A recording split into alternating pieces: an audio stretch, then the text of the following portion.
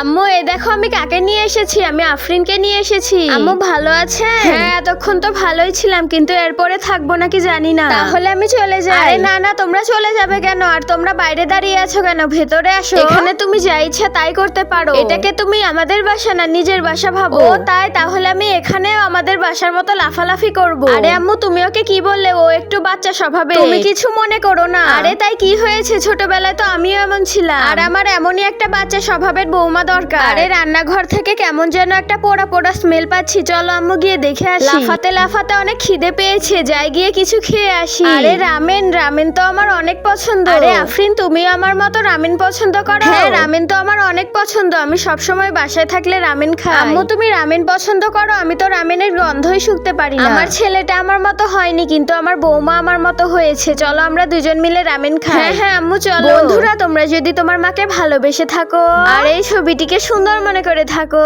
তাহলে ভিডিওতে একটি লাইক করে চ্যানেলটি সাবস্ক্রাইব করে দাও।